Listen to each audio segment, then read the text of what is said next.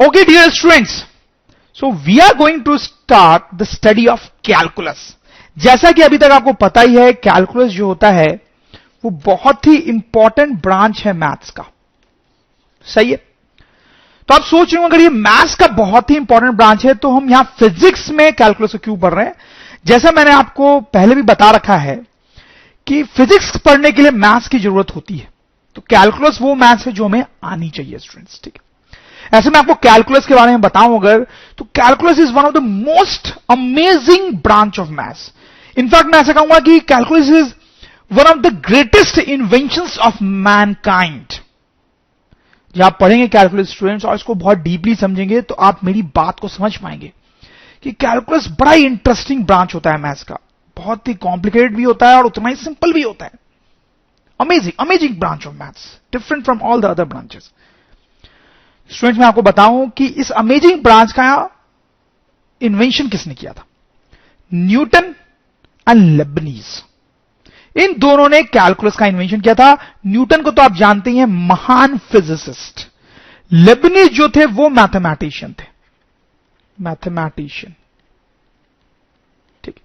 Important thing to understand is कि इन दोनों ने मिलकर कैलकुलस का इन्वेंशन नहीं किया था. 17th सेंचुरी में न्यूटन ने इंडिपेंडेंटली कैलकुलस का इन्वेंशन किया था और लेबनीज ने इंडिपेंडेंटली किया था. मतलब दोनों सेम टाइम पे कैलकुलस पे वर्क कर रहे थे, उसके इन्वेंशन पे वर्क कर रहे थे, लेकिन दोनों एक दूसरे को जानते नहीं थे. ठीक. तो साइंस की हिस्ट्री में बड़ी कंट्रोवर्सी भी रही है कि कैलकुलस के इन्वेंशन का क्रेडिट लेबनीज को दिया जाना चाहिए या न्यूटन को दिया जाना चाहिए. ठीक. बट एनीवे स्टूडेंट्स, क्योंकि हम तो फिजिक्सिस्ट वाले लोग हैं तो थोड़ा सा न्यूटन को तो फेवर करेंगे स्टूडेंट्स. तो मैं आपको बताऊं कि न्यूटन ने कैसे कैलकुलस का इन्वेंशन किया था. न्यूटन तो ग्रेट फिजिसिस्ट थे ही. ठीक है. तो वो फिजिक्स पे अपनी बहुत एग्रेसिव रिसर्च कर रहे थे, लेकिन एक जगह जाके वो फंस गए. वो इसलिए फंस गए क्योंकि मैथ्स जो थी वो उनको रोक रही थी. फिजिक्स पढ़ने के लिए तो मैथ्स की जरूरत होती है ना. तो वो अपनी फिजिक्स की रिसर्च में एक जगह पे रुक गए क्योंकि फर्दर मैथ्स जो थी वो उनको सपोर्ट नहीं कर पा रही थी. ठीक. तो फिर उन्होंने मैथ्स पे वर्क करना शुरू किया और 2 साल लगे उनको. 2 इयर्स तक वो मैथ्स पे काम करते रहे और फाइनली कैलकुलस का इन्वेंशन उन्होंने कर डाला स्टूडेंट्स. ठीक है. चलो एक बात और मैं आपको बताना चाहता हूं स्टूडेंट्स, कैलकुलस जो है बहुत ही डीप सब्जेक्ट होता है. जब आप इसको मैथ्स में पढ़ोगे तो you may study it for something like 50-60 hours. बहुत ही लंबा टॉपिक होगा. ठीक. लेकिन स्टूडेंट्स हम फिजिक्स पढ़ रहे हैं तो हमें बस उतना ही कैलकुलस पढ़ना है जितना हमारे लिए जरूरी है. ठीक है. तो we will be studying maybe something like 2 hours sort of thing. ठीक. यहां पे मैं आपको एक चीज और बता देना चाहता हूं कि अगर आप किसी दूसरे टीचर या कोचिंग का हेल्प ले रहे हो तो maybe they will be teaching you calculus to greater depth. लेकिन उससे आपको अंडर कॉन्फिडेंट नहीं होना है कि ड्रोन स्टडी में तो कम ही कैलकुलस पढ़ा गया. नो, उतना कैलकुलस हम डेफिनेटली पढ़ने वाले हैं जितना आपको जरूरत होगी. लेकिन कई बार लोग थोड़ा ज्यादा भी पढ़ा देते हैं क्योंकि कैलकुलस तो कितने भी डेप्थ में पढ़ा जा सकता है. ठीक है. तो please keep that in mind students. Will be very objective. Our aim is to come to physics as soon as possible to, so we will study as much of calculus as is needed for us. ठीक है. Right now. तो चलो students start करते हैं. तो सबसे पहले students एक सिंबल की बात करेंगे. ऐसा सिंबल कैलकुलस में कई बार देखने को मिलता है. ये जो ट्रायंगल आपको दिख रहा है जिसको प्रोनाउंस करते हैं डेल्टा. ये जो सिंबल है स्टूडेंट्स डेल्टा, इसका मतलब होता है चेंज. जैसे मैं आपको एक सिचुएशन लेके समझाऊं. सपोज करो कि आपके क्लासरूम में 50 स्टूडेंट्स हैं. ठीक है. फिर कुछ और बच्चे आते हैं आपके क्लासरूम में और 60 स्टूडेंट्स हो जाते हैं. हो सकता है ना ऐसा स्टूडेंट्स. तो हम क्या लिखेंगे स्टूडेंट्स, हम लिखेंगे कि change in number of students. Change in number of students is equal to 60 minus 50 that is 10. सही है. इसी बात को थोड़ा शॉर्ट में लिखना हो तो हम लिख सकते हैं delta number of students. Delta number of students equals to 10. ठीक. यहां पे हमने डेल्टा सिंबल बना दिया. इसका मतलब हम चेंज की बात कर रहे हैं स्टूडेंट्स. आप समझ गए होंगे. सपोज करो आपके पास 500 रुपीज थे. ठीक है स्टूडेंट्स. आपकी मम्मी ने, आपके पापा ने आपको और कुछ पैसे दिए जिसके कारण आपके पास 800 रुपीज हो गए. ठीक. तो हम लिख सकते हैं डेल्टा रुपीज यानी change in rupees equals to 300. ठीक है. तो इस तरीके से डेल्टा सिंबल का यूज होता है। Very simple. एक और टर्म यहां पे समझना चाहते हैं, इन्फिनिटी। शायद इसके बारे में तो स्टूडेंट्स आपको पता भी होगा कि इन्फिनिटी क्या होता है। ठीक है, जैसे कि स्टूडेंट्स मैं आपको समझाने के लिए ऐसा समझा सकता हूं कि सपोज करो ये नंबर लाइन है। नंबर लाइन तो आप अच्छे से जानते ही हैं, उस पर ये ओरिजिन है, फिर नंबर 1, नंबर 2, नंबर 3, नंबर 4। ठीक है, अगर स्टूडेंट्स मैं आपसे पूछूं कि इस नंबर लाइन पे जो सबसे बड़ा नंबर आ सकता है वो बताओ, largest number on the number line, on the number line, इस नंबर लाइन पे जो लार्जेस्ट नंबर आ सकता है वो बताओ। तो बताएं स्टूडेंट्स कौन सा नंबर होगा? 4 के बाद 5 आएगा, 6 आएगा, 7 आएगा, 8 आएगा, 100, 1000, 10,000, ऐसे तो नंबर तो बढ़ते ही जाएंगे ना, नंबर तो बढ़ते ही जाएंगे, आपको पता है।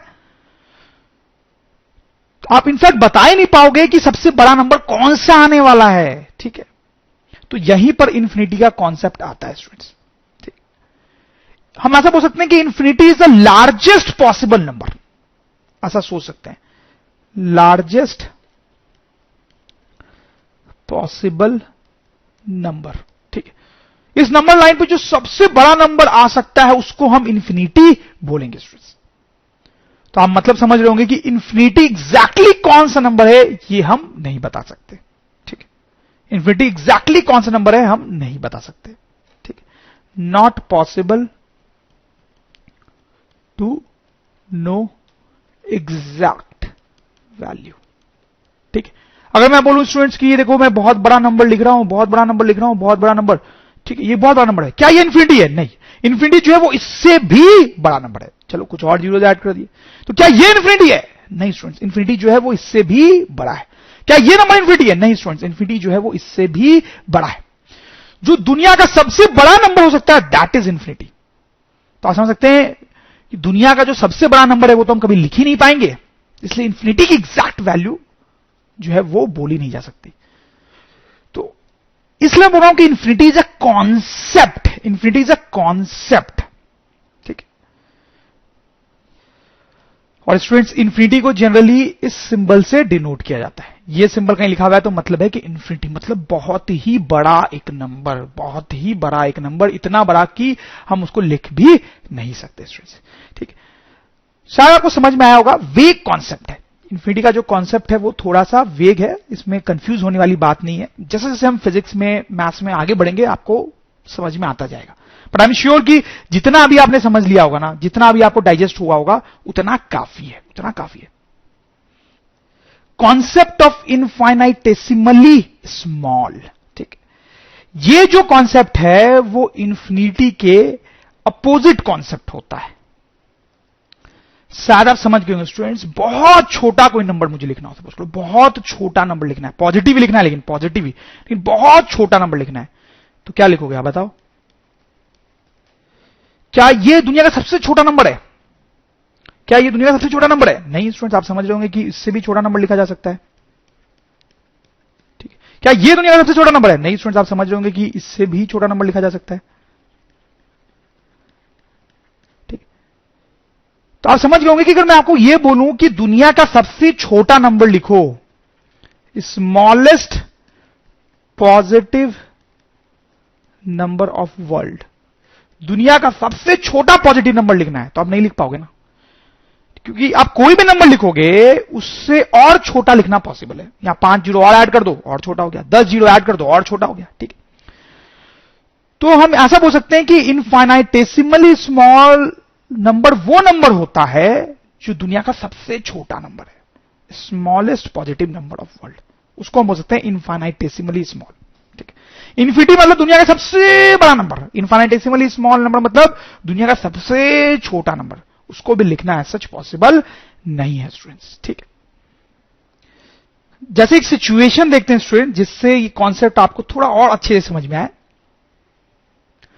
जैसे कि सपोज करो स्टूडेंट्स ये एक रॉड है हमारे पास, ठीक है, उसकी कुछ लेंथ होगी, उसके लेंथ को हम एक्स सिंबल से रिप्रेजेंट कर रहे हैं। ठीक है, 2 मीटर, 3 मीटर, 4 मीटर, ऐसे कुछ भी लेंथ हो सकती है, उसको एक्स सिंबल से रिप्रेजेंट कर रहे हैं। ठीक है, अब हम क्या करके आ रहे हैं, एक दूसरी रॉड लेके आ रहे हैं, एक दूसरी रॉड लेके आ रहे हैं। ठीक है, और उसको इससे ज्वाइन कर दिया हमने, इस तरह से ज्वाइन कर दिया। ठीक है, सपोज कर लो वो जो रॉड है वो 1 मीटर की है, उसको इससे लाके ज्वाइन कर दिया। ठीक है, तो अब ये जो रॉड बनी उसका लेंथ बढ़ गया स्टूडेंट्स, उसका लेंथ क्या हो गया, बढ़ गया। हम लिख सकते हैं कि रॉड की जो लेंथ है उसमें कितना चेंज हुआ है, change in length of rod obviously is equals to 1 metre. सही है, 1 मीटर से जो लेंथ है वो बढ़ गई स्टूडेंट्स। ठीक है, अब देखो स्टूडेंट्स, इसको हम ऐसे लिख सकते हैं, चेंज को हम डेल्टा सिंबल से डिनोट कर सकते हैं, डेल्टा की हमने बात की, और लेंथ जो है वो एक्स से डिनोट की जा रही है, एक्स से डिनोट की जा रही है, तो delta x equals to 1 metre ऐसा लिख सकते हैं। तो इसका मतलब हो गया चेंज इन एक्स मतलब change in length equals to 1 metre. आपको समझ में आ रही बात? ठीक है, चलो स्टूडेंट्स, अब फिर से ऐसा एक्सरसाइज करते हैं कि वही रॉड है हमारे पास जिसकी लेंथ एक्स है। ठीक है, उसकी लेंथ को हम एक्स से रिप्रेजेंट कर रहे हैं। अब ये वाली रॉड लाके उससे अटैच नहीं कर रहे हैं, ये रॉड हमने किसी को दे दी, मतलब ये रॉड किसी को हमने दे दी। ठीक है, उसने इसके 2 टुकड़े कर दिए, तो उसमें से एक टुकड़ा हमने अब लाके अटैच किया, तो उसका लेंथ ऑब्वियसली 0.5 मीटर होगा। ठीक, तो इस केस में स्टूडेंट चेंज इन लेंथ कितनी हुई बताएं आप, 1/2 मीटर। सही है, फिर स्टूडेंट्स यही काम हम दोबारा करते हैं। सपोज करो यही रॉड है हमारे पास जिसकी लेंथ एक्स है। ठीक है, अब हमने ये वाला पीस भी ऐड नहीं किया, ये वाला पीस ऐड नहीं किया, फिर से ये किसी को दे दिया हमने, उसने इसके 2 टुकड़े किए, उसमें से एक टुकड़ा लाके हमने यहां पे अटैच कर दिया, तो उसका लेंथ होगा 1/4 मीटर। तो इस केस में delta X, change in x कितना हो जाएगा, 1/4 मीटर। ठीक है, तो डेल्टा एक्स जो है वो कम होता जा रहा है, कम होता जा रहा है। ठीक है, यही रॉड है फिर से हमारे पास जिसका लेंथ हम एक्स से डिनोट कर रहे हैं, और ये जो छोटा सा टुकड़ा है वो हमने फिर से ऐड नहीं किया, ये हमने किसी और को दिया, उसने इसके 2 टुकड़े किए, उसमें से एक टुकड़ा हमने इसे अटैच कर दिया। ठीक है, तो अब चेंज इन लेंथ हो जाएगी स्टूडेंट्स 1/8 मीटर। अब स्टूडेंट्स हमने क्या किया कि ये रॉड लिया फिर से जिसकी लेंथ है एक्स। ठीक है, अब ये छोटा टुकड़ा फिर से हमने किसी को दिया। ठीक है, तो उसने इसको 2 पार्ट में काटा, फिर से किसी को दिया, उसने 2 पार्ट में काटा, फिर से किसी को दिया, फिर से 2 पार्ट में काटा, फिर से किसी को दिया, उसने फिर से 2 पार्ट में काटा। तो हर बार इस छोटे टुकड़े की जो लेंथ है वो कम होती जाएगी। ठीक है, इस छोटे टुकड़े की लेंथ कम होती जाएगी। ठीक है, आप समझो कि हमने दुनिया में जितने आदमी हैं सबको दिया, सबने एक एक करके इसके टुकड़े किए। ठीक है, तो अल्टीमेटली जो टुकड़ा हमारे पास पहुंचेगा उसकी लेंथ कितनी होगी, सोच के देखो। पहला टुकड़ा 1 मीटर, फिर 1/2, फिर 1/4, फिर 1/8, ऐसा ही सिलसिला चलता रहा। सपोज को दुनिया के सारे आदमी जो आज तक अर्थ पे रहे हैं, जन्मों जन्मांतर से, उन सब ने एक एक बार इसका टुकड़ा किया, सपोज करो। ठीक है, तो अल्टीमेटली जो एक टुकड़ा हमारे पास बचेगा वो कितना छोटा होगा, सोचिए देखो, बहुत छोटा होगा स्टूडेंट्स, बहुत छोटा। उस छोटे से टुकड़े को तो मैं बना भी नहीं सकता, फिर भी मैं बनाने की कोशिश कर रहा हूं, यहां पे आके मैंने अटैच किया। ठीक है, तो अब जो चेंज इन लेंथ होगी रॉड में, उसको मैं क्या लिख सकता हूं, उसको लिख पाऊंगा क्या, कभी नहीं लिख पाऊंगा।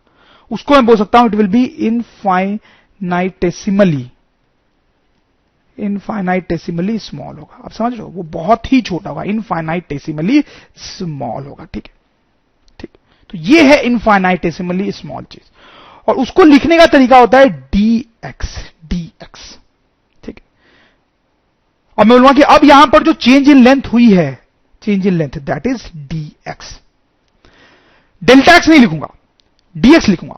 dx लिखते ही आप समझ जाओगे कि चेंज की बात हो रही है, लेकिन बहुत ही छोटे चेंज की बात हो रही है, बहुत ही छोटे चेंज की बात हो रही है। ठीक, डेल्टा एक्स मैं कहीं पे लिख रहा हूं तो that is a large change in x, large change in x. ठीक है, लेकिन अगर बहुत छोटा चेंज हो रहा हो, इनफाइनाइटेसिमली स्मॉल, तो फिर इसको डेल्टा की जगह पे डी लिखते हैं, डेल्टा की जगह पे डी लिखते हैं। ये जो डी है आप समझ सकते हैं कि वो डेल्टा वर्ड से ही आया है। ठीक है, ठीक है, तो dx represent infinitesimally small change in x।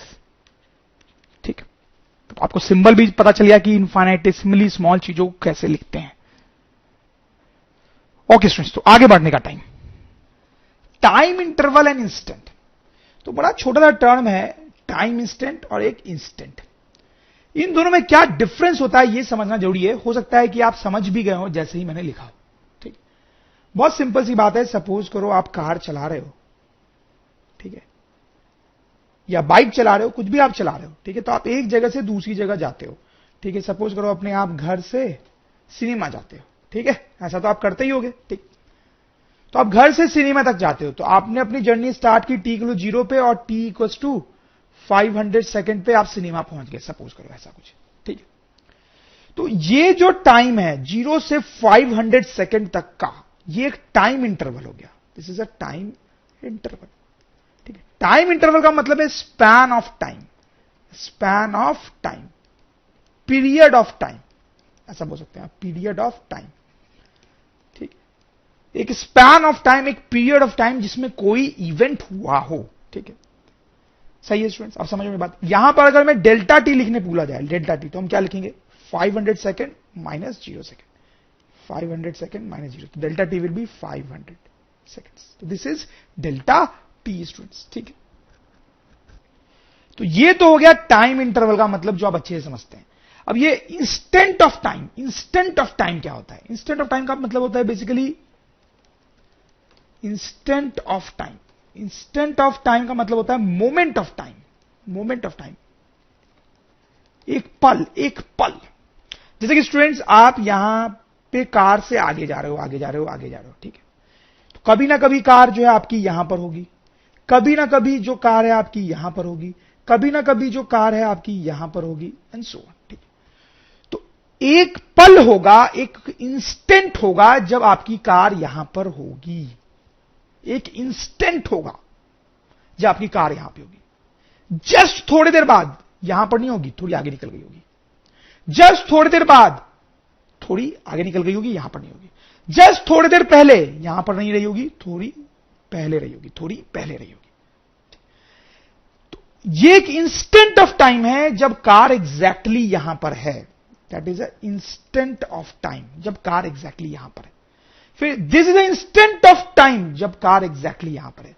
This is a instant of time जब कार एग्जैक्टली यहां पर है, ठीक है। आप समझ लो इंस्टेंट ऑफ टाइम क्या होता है, ठीक है। इंस्टेंट ऑफ टाइम, यहां पर अगर डेल्टा टी आपसे लिखने बोला जाए तो आप 0 लिखोगे, क्योंकि कोई टाइम बीता ही नहीं है।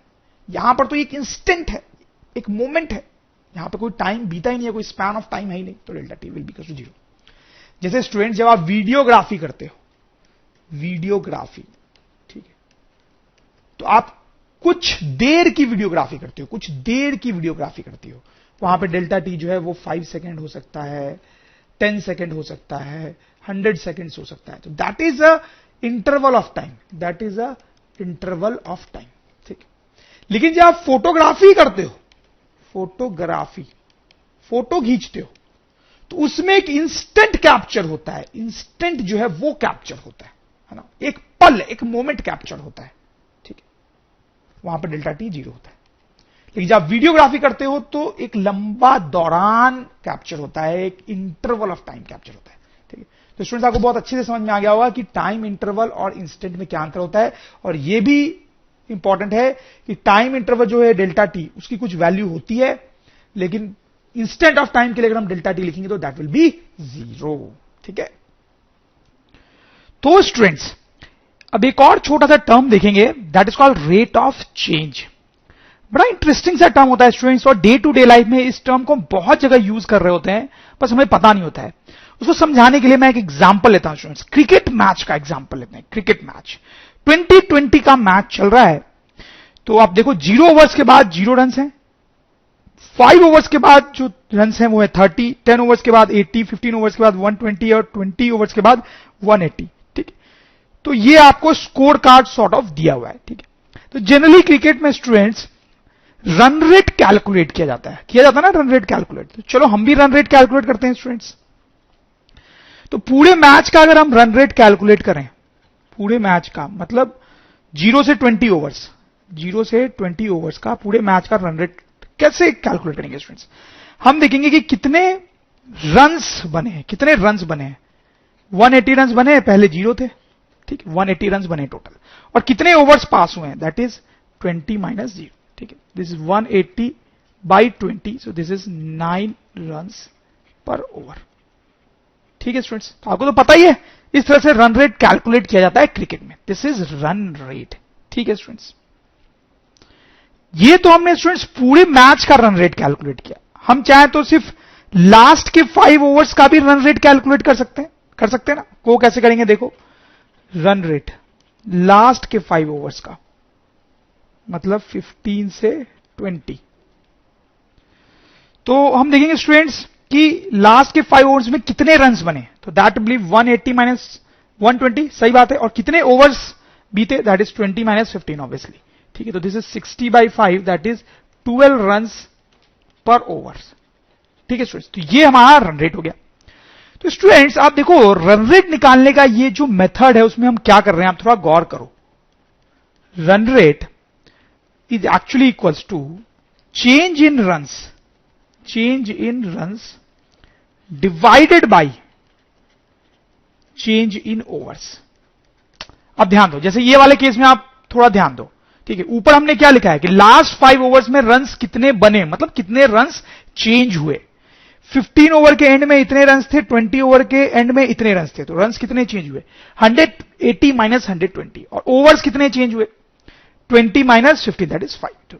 Change in runs divide bye change in overs. अब स्टूडेंट जैसे ही चेंज वर्ड आपको दिखाई दे रहा होगा यहां पे, आपके दिमाग में घंटी बज रही होगी कि यार इसको तो कैसे लिख सकते हैं स्टूडेंट्स, डेल्टा के फॉर्म में इसको लिख सकते हैं, delta runs divide by delta overs.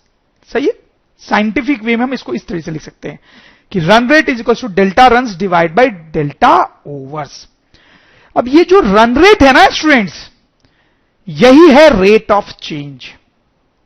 Run rate तो एक कॉमन टर्म हो गया जो क्रिकेट में यूज होता है, बट फिजिक्स के एंगल से अगर हम देखें, मैथ्स के एंगल से देखें, तो जब हम रन रेट को इस तरह से कैलकुलेट कर रहे हैं तो हम बोलेंगे run rate is rate of change. Run rate is rate of change of runs with overs. Run rate is rate of change of runs with overs, rate of change of runs with overs. मतलब ऊपर हमने लिखा delta runs और नीचे लिखा delta overs, ठीक है।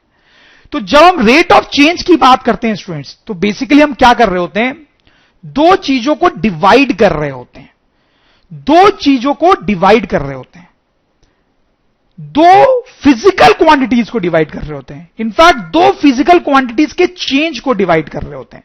Divide change of two physical quantities. सही है ना स्टूडेंट्स। तो अगर आपके पास एक फिजिकल क्वांटिटी है उसका चेंज लिखा आपने, दूसरी फिजिकल क्वांटिटी है उसका भी चेंज लिखा, और दोनों को डिवाइड किया, तो वो जो चीज होती है उसको हम रेट ऑफ चेंज बोलते हैं स्टूडेंट्स, रेट ऑफ चेंज, ठीक है। यहां पे बोलेंगे rate of change of runs with overs, ठीक है। तो रेट ऑफ चेंज क्या है ये आप समझ गए होंगे, और भी कई सारे हम सिचुएशंस देखेंगे, लेकिन उससे पहले एक और इंपॉर्टेंट चीज देखना जरूरी है। तो स्टूडेंट्स आगे बढ़ते हुए पोजीशन की बात करते हैं। पोजीशन क्या होता है ये हमने ऑलरेडी थोड़ा सा देख रखा है, और डिटेल में यहां पर देखेंगे, आगे भी बहुत डिटेल में पढ़ेंगे इसको। पोजीशन का मतलब होता है कि कोई ऑब्जेक्ट कहां पर लोकेटेड है, ठीक है। तो एक सिचुएशन लेते हैं, जैसे सपोज करो ये एक रोड है, यहां पर एक ट्री है, और ये फरारी कार है, हमारी फरारी कार ये इस रोड पे चल रही है। इसके पोजीशन की हम बात करना चाहते हैं। तो स्टूडेंट्स ये हमने वेक्टर्स वाले चैप्टर में देखा है कि पोजीशन की बात करने के लिए एक ओरिजिन की जरूरत होती है, ठीक है, ओरिजिन की जरूरत। तो जहां पर ट्री है ना उसी को ओरिजिन ले लेता हूं मैं, और वहां से ये जो डिस्टेंस होगी उसको मैं पोजीशन बोलूंगा x, ठीक है। अगर x इज 1 मीटर, तो मतलब जो कार है वो ट्री से 1 मीटर की दूरी पे है। x इज 2 मीटर, तो कार जो है वो ट्री से 2 मीटर की दूरी पे, ठीक है। तो इस तरह से हम पोजीशन की बात कर पाएंगे। और अब यहां पर ऐसा सोचो कि एक इक्वेशन दी हुई है, x is equal to 5t, ठीक है। X is position of car, and obviously you understand that t is time. T is time. अब इस इक्वेशन का क्या मतलब है स्टूडेंट्स? इस इक्वेशन का मतलब बहुत सिंपल है, शायद आप समझ रहे होंगे। देखो मैं फोटोग्राफ बना के समझाता हूं आपको। ये रोड है हमारा, ये ट्री है जहां पे ओरिजिन है, ठीक है। अब देखो t, अगर इस इक्वेशन में हम t 0 रखें तो x कितना आएगा, 0 आएगा, ठीक बात है। अगर हम t 1 रखें तो आप देखो x कितना आएगा, 5 आएगा। अगर मैं t की वैल्यू 2 रखूं तो x कितना आएगा, अब ध्यान दो, यहां पे t 2 रख रहा हूं तो x विल बी 10। अगर मैं t की वैल्यू 3 रखूंगा, यहां पे t की वैल्यू 3 रखूंगा तो x विल बी 15। t की वैल्यू 4 रखूंगा तो x विल बी 20। अब देखो इसका मतलब क्या है कि t इक्वल्स टू 0 पे x की वैल्यू 0 है, x की वैल्यू 0, मतलब कार कहां पर है स्टूडेंट्स बताएं, यहां पर है। t इक्वल टू 0 पे कार जो है यहां पर है, ओरिजिन पे है t इक्वल टू 0 पे, ठीक है। फिर t इक्वल टू 1 पे क्या हो रहा है, कार का पोजीशन 5 हो गया है, 5, ठीक है। तो कार आगे आ गई होगी, ठीक है, t इक्वल टू 1 सेकेंड पे, ठीक है, 1 second at x equal to 5, okay. फिर थोड़ी देर बाद 1 सेकेंड और बाद क्या हो रहा है, x इक्वल टू 10 है, मतलब 1 सेकेंड और बाद, मतलब t इक्वल टू 2 सेकेंड पे x इक्वल टू 10, ठीक है। t इक्वल टू 3 सेकेंड पे क्या हो रहा है, x 15 है, तो x जो है वो 15 हो गया at t equal to 3 second. t equal to 4 second पे आप देख सकते हो क्या हो गया है students, x is equal to 20। तो इस तरीके से ये इक्वेशन क्या बता रही है, आपको समझ में आ रहा होगा। ये इक्वेशन ये बता रही है कि ये कार कैसे चल रही है। बिल्कुल शुरू में t इक्वल टू 0 मतलब होता है बिल्कुल शुरू में ये कार जो थी वो ओरिजिन पे थी, फिर 1 सेकंड बाद वो ओरिजिन से 5 मीटर की दूरी पे आ गई, 2 सेकंड बाद वो 10 मीटर की दूरी पे आ गई, 3 सेकंड बाद वो 15 मीटर की दूरी पे आ गई, और 4 सेकंड बाद वो 20 मीटर की दूरी पे आ गई है स्टूडेंट्स, ठीक बात है। चलो अब एक और सिचुएशन लेते हैं। अब हमारे पास फिर से वही कार है जो चल रही है, लेकिन अब इक्वेशन थोड़ी अलग दी हुई है, x equal to T square. इस इक्वेशन का क्या मतलब है, फिर से मैं आपको डायग्राम बना के समझाता हूं स्टूडेंट्स, उसी तरीके से बिल्कुल। ये हमारा ओरिजिन है, ठीक है। अब देखो इस इक्वेशन में अगर हम t0 पुट करें तो x 0 आएगा, t1 पुट करके आप देखें इस इक्वेशन में x 1 आएगा, t2 पुट करके देखें आप देखें स्टूडेंट्स x जो है वो 4 आएगा, t3 पुट करके देखेंगे तो x जो है वो 9 आएगा, ठीक है स्टूडेंट्स, ठीक। अब इसका क्या मतलब है, इसका मतलब है कि t इक्वल 0 पे कार जो है वो ओरिजिन पे था, यहां पर t इक्वल 0 पे, ठीक है। t इक्वल 1 पे क्या हुआ, कार जो है ओरिजिन से 1 मीटर की दूरी पे आ गया, ठीक है। t इक्वल 1 पे x जो है वो 1 हो गया, t इक्वल 2 पे x 4 हो गया, ठीक है। तो ये दूरी 1 थी तो यहां तक 2 होगा, कुछ 3 4 यहां पर कुछ डिस्टेंस x इक्वल 4 हो गया एट t इक्वल 2। फिर t इक्वल 3 पे x इक्वल 9 है स्टूडेंट्स, ठीक है। तो ये 5 है, लगभग यहां 10 होगा, थोड़ा पहले यहां कहीं 9 होगा। ओ सॉरी स्टूडेंट्स, गलत कर लिया हमने, आपने देख रहे होंगे आप शायद कि मैंने गलत बना दिया है। x इक्वल 1 पे कब था वो, t इक्वल 1 पे, t इक्वल 1 पे x 1 है, t इक्वल 2 पे क्या है, x 4 है, t इक्वल 2 पे x जो है वो 4 है, ठीक है। तो यहां कहीं 2 होगा, 3 4 यहां पे कहीं सपोज, ठीक है। तो x इक्वल 4, मैंने यहां 5 लिख दिया था पहले, इसलिए रब करना पड़ा मुझे, ठीक है। 2 सेकंड पे कार जो है वो यहां आ गई है, फिर 3 सेकंड पे जो कार है वो कहां चल गई है, x इक्वल 9, तो ये डिस्टेंस 4 है, तो ये लगभग 8 होगी, यहां कहीं 9, t इक्वल 3, ठीक है स्टूडेंट्स। एक और टर्म भी यहां लिख सकते हैं हम चाहे तो, t इक्वल 4 पे क्या होगा, x जो है, अब देखो यहां पे t 4 रखोगे तो 4 का स्क्वायर दैट विल बी 16, ठीक है। तो यहां पे प्लॉट करेंगे अब इसको, तो 16 लगभग यहां कुछ आना चाहिए, समथिंग लाइक, ठीक। तो अब ये इक्वेशन ने हमें क्या बताया, आपको समझ में आया बात, कि ओरिजिन पे जो t इक्वल 0 पे कार जो थी वो ओरिजिन पे थी, 1 सेकंड बाद वो थोड़े दूर आ गई, 2 सेकंड बाद वो 4 मीटर की दूरी पे आ गई, 3 सेकंड बाद वो 9 मीटर की दूरी पे आ गई, 4 सेकंड बाद वो 16 मीटर की दूरी पे आ गई, ठीक। अगर आपको 3 सेकंड और 4 सेकंड के बीच की सिचुएशन पता करनी है, मान लो 3.5 सेकंड, 3.5 सेकंड पे कार कहां है, 3.5 सेकंड पे, तो क्या करोगे, यहां 3.5 पुट करोगे, x आ जाएगा, ठीक। अब आपको पता करना है कि 3.1 सेकंड पे कार कहां थी, तो यहां पे 3.1 पुट करोगे, कार की पोजीशन आ जाएगी, ठीक। तो ऐसी जो इक्वेशंस दी होती हैं उनका मतलब हमें बहुत अच्छे से क्लियर होना चाहिए स्टूडेंट, जो अभी तक आपको हो भी गया होगा, ठीक। अच्छा, अब स्टूडेंट्स ये दोनों जो सिचुएशंस हमने देखी उनमें एक चीज तो आप जरूर सोच रहे होंगे कि यहां पर जो मोशन हो रहा था वो थोड़ा खास था। देखो कैसे खास था, पहले 1 सेकेंड में कितना डिस्टेंस ट्रेवल हुआ, 5, दूसरे 1 सेकंड में कितना डिस्टेंस ट्रेवल हुआ, 5, तीसरे 1 सेकंड में कितना डिस्टेंस ट्रेवल हुआ, 5, चौथे 1 सेकंड में कितना डिस्टेंस ट्रेवल हुआ, 5, ठीक है। हमेशा 1 सेकंड में कितना डिस्टेंस ट्रेवल हो रहा है, 5। यहां पर देखिए स्टूडेंट्स, पहले 1 सेकंड में डिस्टेंस ट्रेवल हुआ 1, दूसरे 1 सेकंड में डिस्टेंस ट्रेवल हुआ 3, फिर तीसरे 1 सेकंड में डिस्टेंस ट्रेवल हुआ 5, चौथे 1 सेकंड में आप देखिए डिस्टेंस ट्रेवल हुआ 7, 16 माइनस 9, 7।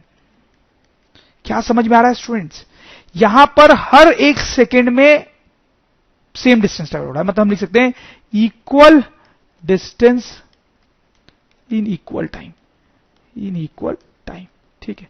और यहां पर नीचे वाले केस में लिख सकते हैं unequal distances, unequal distances in equal time.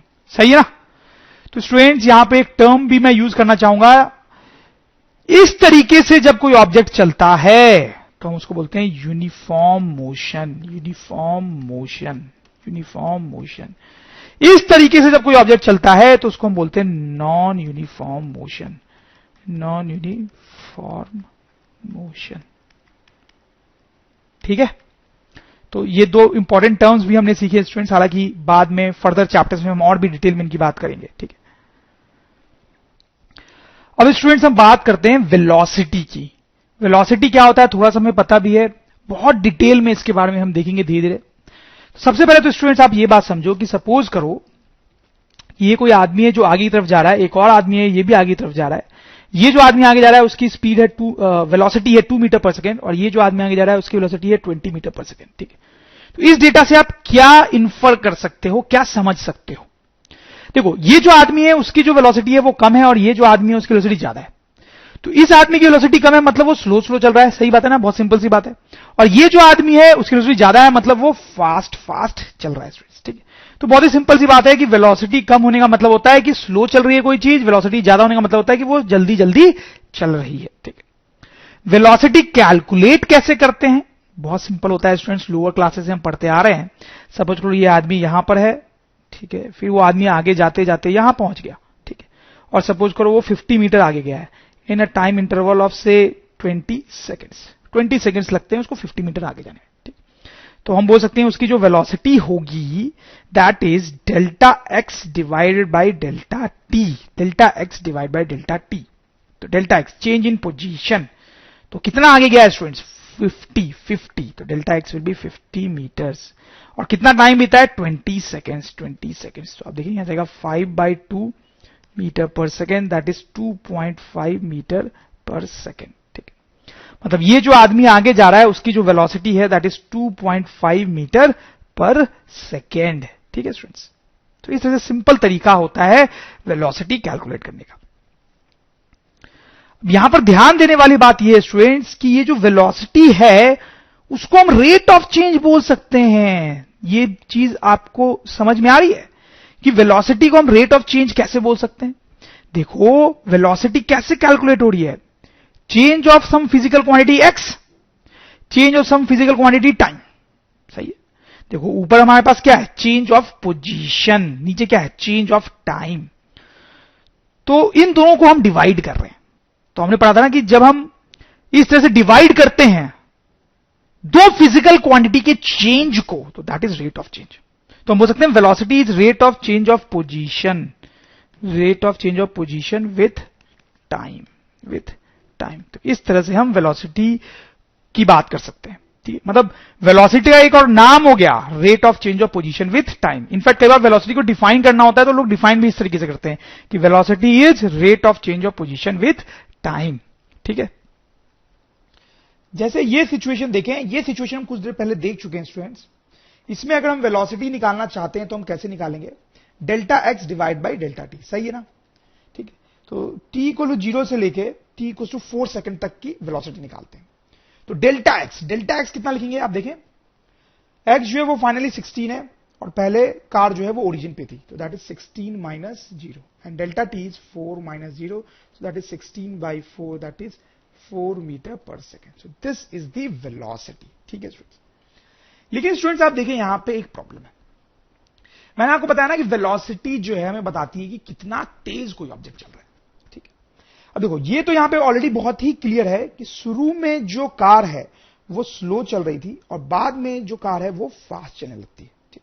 देखो आप शुरू के 1 सेकेंड में सिर्फ 1 ही मीटर का डिस्टेंस ट्रेवल होता है, दूसरे 1 सेकंड में 3 मीटर का डिस्टेंस ट्रेवल होता है, फिर अगले 1 सेकंड में 5 मीटर का डिस्टेंस ट्रेवल होता है, फिर अगले 1 सेकंड में 7 मीटर का डिस्टेंस ट्रेवल होता है। मतलब जैसे जैसे कार आगे जा रही है उसकी स्पीड जो है वो बढ़ रही है, पहले वो स्लो थी बाद में फास्ट, ठीक है। लेकिन स्टूडेंट्स हमने यहां पर जो वेलोसिटी निकाली पूरी जर्नी की, उसमें तो बस एक ही नंबर आ रहा है 4, एक ही नंबर आ रहा है 4, सही बात है ना स्टूडेंट्स। लेकिन अगर कार पहले स्लो थी तो पहले की स्पीड कुछ और होगी और बाद की वेलोसिटी कुछ और होगी, सही बात है। कार पहले स्लो चल रही थी तो पहले की वेलोसिटी कम होनी चाहिए और बाद की वेलोसिटी ज्यादा होनी चाहिए, तो अलग अलग नंबर्स आने चाहिए वेलोसिटी के। देखिए हमारे पास तो वेलोसिटी का एक ही नंबर आया 4 4 4, तो ये क्या चक्कर है स्टूडेंट्स? स्टूडेंट्स ये कुछ वैसा ही चक्कर है जैसा कि हमने रन रेट वाले केस में बात की थी। ये जो नंबर है यहां पे 4 मीटर पर सेकेंड, ये हमें वेलोसिटी का एग्जैक्ट आइडिया बिल्कुल भी नहीं दे रहा है, ये हमें सिर्फ एक ओवरऑल आइडिया दे रहा है, ओवरऑल आइडिया दे रहा है, कुछ वैसे ही जैसे कि रन रेट वाले केस में मैंने आपको एक्सप्लेन किया था, ठीक है।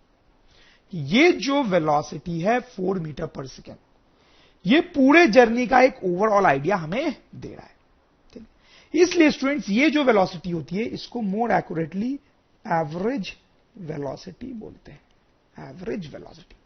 ये एवरेज वर्ड यहां पे लिखने का मतलब है कि ये जो वेलोसिटी है वो एक ओवरऑल आइडिया ही सिर्फ दे रही है, ठीक है।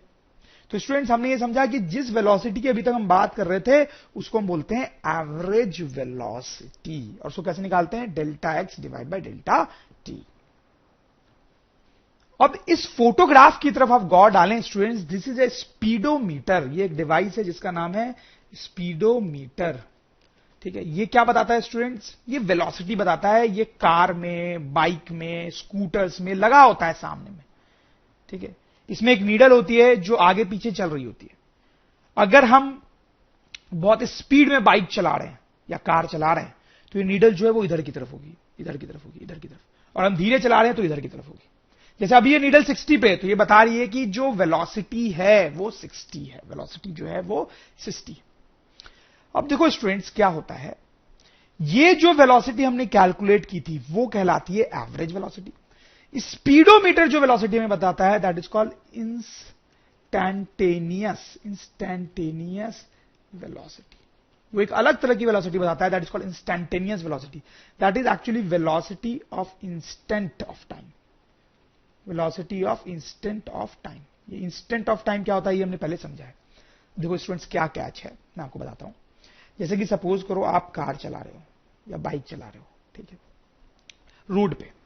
तो जब हम रोड पे बाइक चलाते हैं तो कभी हमें वेलोसिटी बढ़ानी पड़ती है, कभी कम करनी पड़ती है, ठीक। जैसे हम ट्रैफिक से गुजर रहे हो तो वेलोसिटी कम करनी पड़ती है, खाली रोड हो तो वेलोसिटी बढ़ा देते हैं, ठीक। तो ये जो स्पीडोमीटर का नीडल है वो कंटिन्यूअसली मूव करता रहता है, कभी आगे कभी पीछे, ऐसा चलता रहता है, ठीक। और सपोज करो एग्जैक्टली जब आपकी बाइक यहां पर थी, ठीक है, तो उस मोमेंट पे अगर आप स्पीडोमीटर को देखोगे, प्लीज नोट मोमेंट, इंस्टेंट की बात कर रहे हैं, उस मोमेंट पे आप स्पीडोमीटर को देखोगे तो उसकी नीडल मान लो यहां पर कहीं है, ठीक, मान लो ये है 20। तो इसका मतलब है कि इस मोमेंट पे आपकी जो वेलोसिटी है दैट इज 20, ठीक। जस्ट थोड़ी देर बाद, ठीक है, थोड़ी देर बाद आपने स्पीड अपनी चेंज कर रहे हो कंटिन्यूअसली, तो थोड़ी देर बाद अब जब यहां पर हो तो उस टाइम पर स्पीडोमीटर का नीडल यहां पर आ गया, सपोज कर लो 30 पे, यानी कि इस मोमेंट पे स्पीडोमीटर बता रहा है कि इस मोमेंट पे आपकी वेलोसिटी जो है वो 30, ठीक है। फिर ट्रैफिक था तो धीरे धीरे आपको वेलोसिटी अपनी कम करनी पड़ी, तो इस मोमेंट पे जब आपकी कार या बाइक यहां पर है तो स्पीडोमीटर दिखा रहा है कि आपकी वेलोसिटी 10 है, ठीक। तो ये जो वेलोसिटीज हैं ये कौन सी वेलोसिटीज हैं जो स्पीडोमीटर बता रहा है? They are instantaneous velocity, velocity of instant of time. आप समझ लो स्टूडेंट्स, ये जो वेलोसिटी हमने निकाली थी ये पूरे जर्नी का एक ओवरऑल व्यू था, इसलिए इनको एवरेज वेलोसिटी बोलते हैं।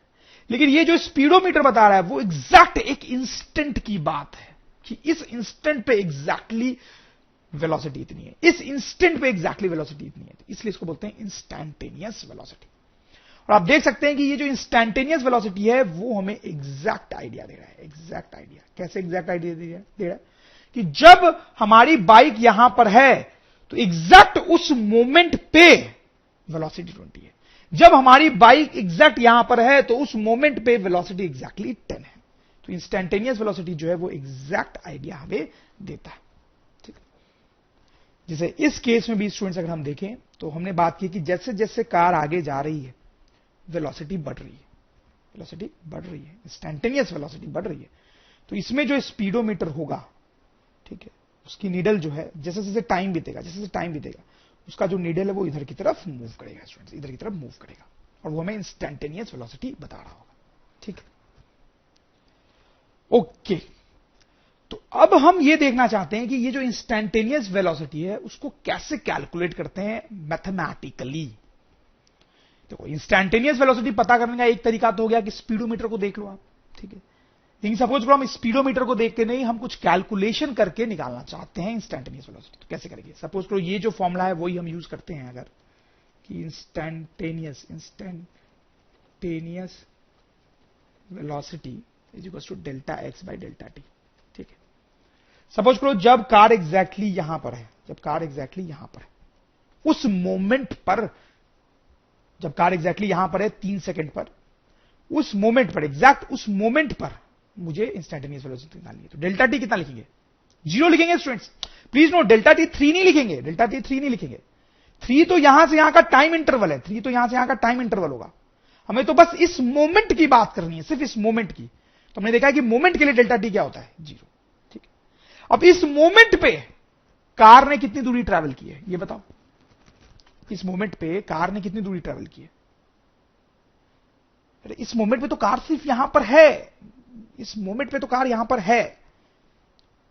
इस मोमेंट के बाद वो आगे जाएगा और इस मोमेंट के पहले वो आगे था, लेकिन इस मोमेंट पे तो वो एग्जैक्टली यहां पर है। इस मोमेंट पे वो यहां पर है, उसने कोई दूरी ट्रैवल सिर्फ इस मोमेंट में नहीं की है, तो डेल्टा एक्स भी 0। अगर आप सोच रहे कि नहीं 9 मीटर उसने ट्रैवल किए, नहीं, तो वो तो इस पूरे टाइम इंटरवल में की है ना। 9 मीटर तो उसने इस पूरे टाइम इंटरवल में कवर किया है। इस मोमेंट पे तो वो बस यहां पर है, तो डेल्टा एक्स भी 0 हो गया। अब स्टूडेंट्स इतना तो आपको पता ही है कि ये तो अनडिफाइंड होता है, तो इसका क्या मतलब है कि इंस्टैंटेनियस वेलोसिटी हम कैलकुलेट ही नहीं कर सकते? नहीं, ये तो गड़बड़ बात है। मैथ्स बोल रही है कि इंस्टैंटेनियस वेलोसिटी जो है वो अनडिफाइंड आ गई, लेकिन स्पीडोमीटर तो कैलकुलेट कर पाता है ना यार, स्पीडोमीटर तो कैलकुलेट कर पाता है इंस्टैंटेनियस वेलोसिटी। यानी कि इंस्टैंटेनियस वेलोसिटी को कैलकुलेट करना पॉसिबल तो है, पॉसिबल तो है, लेकिन हां हम अभी कैलकुलेट नहीं कर पा रहे हैं। तो यहीं पर स्टूडेंट्स एक नए टाइप के मैथ्स की जरूरत पड़ती है हमें, दैट इज कैलकुलस। कैलकुलस, ठीक है। देखो, अभी तक हमें जितनी मैथ्स आती थी उससे तो अनडिफाइंड आ गई इंस्टैंटेनियस वेलोसिटी, मतलब हमें जितनी मैथ्स आती है उससे तो नहीं निकल सकता, यानी कि हमें और मैथ्स पढ़नी पड़ेगी, and that maths is calculus. ठीक है स्टूडेंट्स, तो वही अब हम देखना शुरू करेंगे। लेकिन उससे पहले आपको यह चीज समझ में आए कि एवरेज वेलोसिटी क्या होती है। वो पूरे जर्नी का एक ओवरऑल आइडिया है, एक टाइम इंटरवल पे कैलकुलेट किया जाता है उसको, टाइम इंटरवल पे। जबकि इंस्टैंटेनियस वेलोसिटी जो है वो एक मोमेंट की बात है, एक इंस्टेंट की बात है स्टूडेंट्स। ठीक है, अब आगे बढ़ने से पहले एक चीज मैं आपको और बता दूं कि हमारे पास अब 2 टाइप की वेलोसिटी हो गई है, एवरेज वेलोसिटी और एक इंस्टैंटेनियस वेलोसिटी।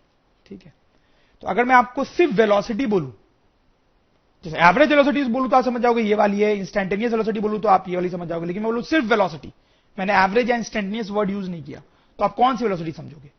तो स्टूडेंट्स आपको समझना है इंस्टैंटेनियस वेलोसिटी। ठीक है, फिजिक्स में कभी भी सिर्फ वेलोसिटी बोला जा रहा है तो उसका मतलब होता है इंस्टैंटेनियस वेलोसिटी। ठीक है, तो अब के बाद से जब भी हम वेलोसिटी बोलेंगे तो आप समझ जाओगे कि इंस्टैंटेनियस वेलोसिटी की बात की जा रही है। अगर मुझे एवरेज वेलोसिटी की बात करनी होगी तो मैं बोलूंगा कि एवरेज वेलोसिटी।